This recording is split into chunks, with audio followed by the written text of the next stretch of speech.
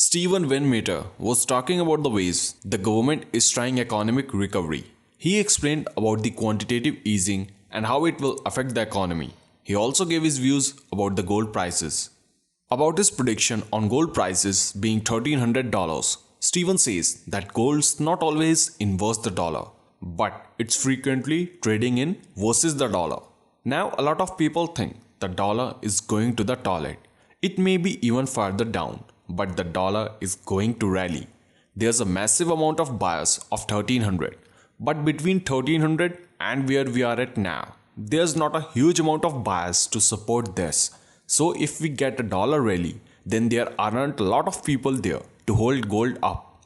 Talking about the rising dollar, Steven says that a lot has to do with quantitative easing and how quantitative easing works. Guys, for the sake of easiness for us, in this video, I'll use the term QE for quantitative easing. Now let's start.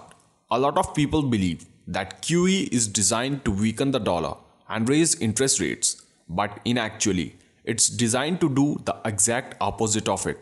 It's to find the lower interest rates for lending growth, and it's designed to kind of not remove dollars from the system but put them in a dollar prison, lock them up into the banking system. When you understand the QE is really a dollar prison, and then it causes the velocity of money to slow down and continue to fall, because even though there's a lot of dollars, they are just stuck in the commercial banking system. We already are in a dollar shortage, partially due to QE, but the main reason we have seen the dollar fall is just due to massive amounts of short positions, either on the dollar or long positions on foreign currency. Do you know what is the ultimate goal of QE? That is to get America consumers to borrow money. But the question is why? Because it creates money in the system. QE is a money supply Pac-Man. It chews up the money supply. It doesn't create it. It's an effect of QE.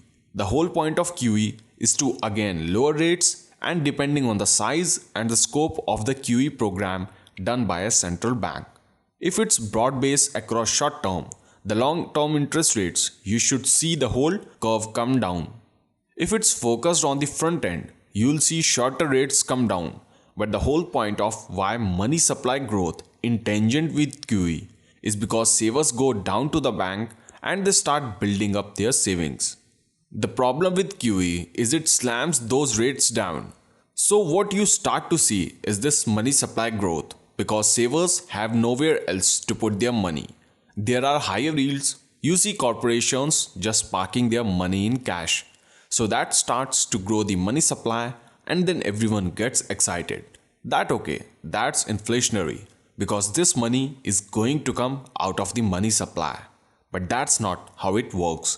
So as the money supply grows, the bank has to pay interest on this money. Now grade is not much, but they still have to. So how does the bank get the interest to pay depositors on their money? They take those deposits and they convert them into reserves, and all that means is they go and buy treasury securities. So now the sudden you have depositors who don't even know they are funding the US government debt. The bank now has these reserves, these treasury securities. In order for the Fed to keep doing QE, they need more reserves. In order to get more reserves, they need more banking deposits. Why do you get more banking deposits? You need to keep rates so low the depositors have no other choice.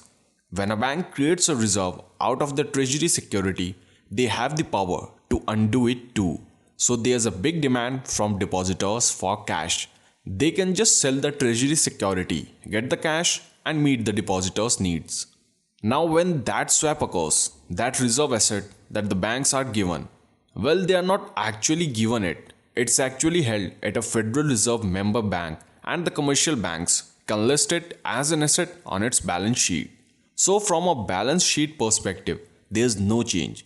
We have a reserve to begin with, swapped to a reserve asset, but the Fed now is in control of this reserve asset. Now the only way to undo that is through the quantitative tightening.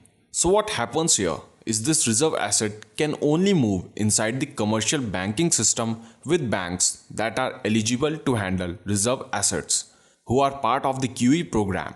And by doing that, it limits the velocity of it. it limits the movement of it.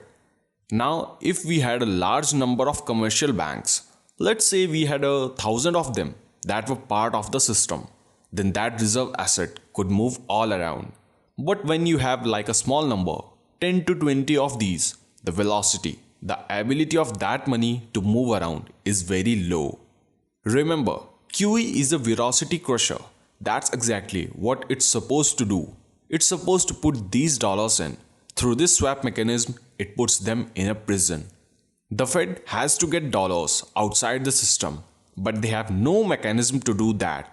They can't just write a check and say, here you go. So the only way they can do it is get American consumers and businesses to borrow money, spend that abroad. The only way you can do that is lower interest rates and increase the value of your currency. If QE causes a dollar to go up and interest rates would go down, that means the bonds are going to go up too. Then you start looking at the relationship between bonds and dollars, and you start figuring out that a dollar is just an overnight duration bond. They are not perfectly correlated. There's times they separate, but generally they'll follow the same direction. Now, talking about the liquidity trap, Steven says that where the demand for money is growing more proportionally than the money supply, what happens is that gap has to be filled with lower consumer prices. Because of the liquidity trap, if something goes up, something is got to go down. So if crude oil prices and gas prices go up, then you will see other parts go down because there's a shortage of money. So everybody, here is the end of this video. I would request you all to please let me know what do you think about Steven's thoughts. Also, if you found this video really knowledgeable, then please make sure to convert that like button into blue. Also subscribe to our channel. I'll see you in my next video. Till then, have a great day.